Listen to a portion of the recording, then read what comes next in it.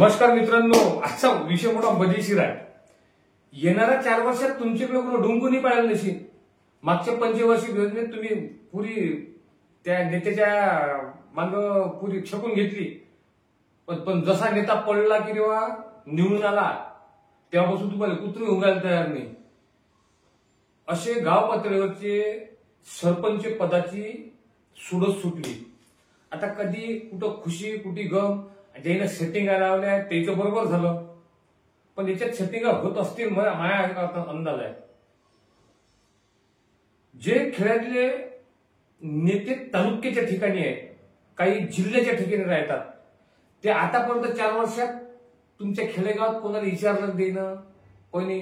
पण आता जशी सोडत सुटली आणि जशी सोडत त्याच्या हिशोबाची निघाली, आता त्याची एवढी मजा येते. म्हटलं कोणाला फोन करू काय बाबा गायर हात टाकणं येणं काय जेव्हा आले म्हणजे असं वाटतं की कितीकच जवळच आहे.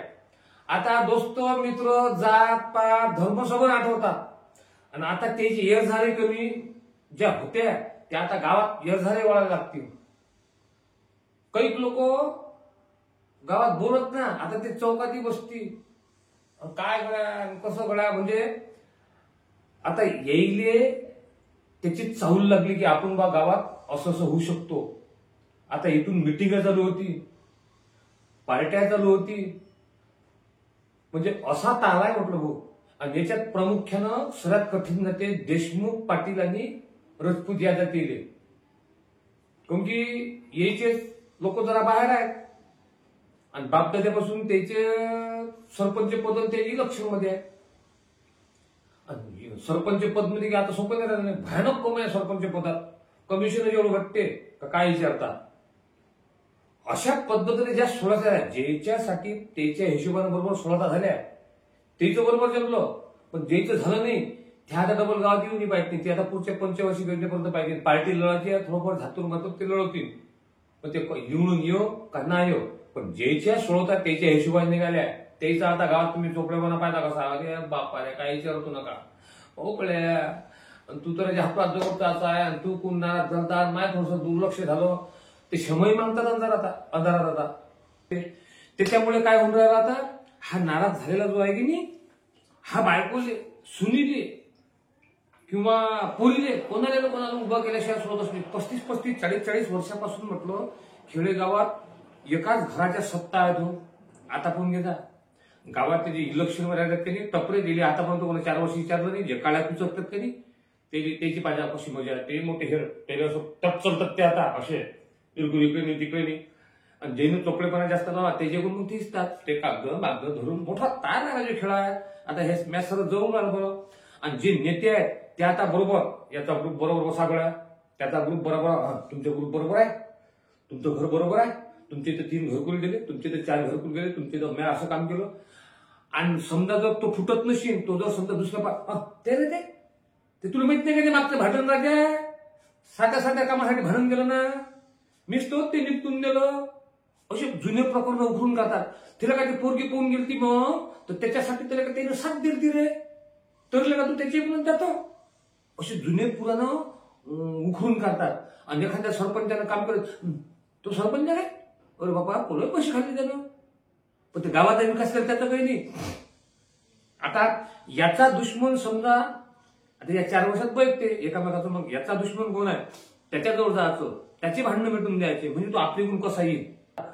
आणि समजा घरातल्या घरात जर वाद असला थोडी मोठा, आता आपल्या घराचं पाणी आपलं घरानं आणि आपलं हे अबे बाबा आपलं घरानं म्हणतो ते 4 वर्ष विचारलं का त्याला त्याच तो कपाल खाल्ले बाबा.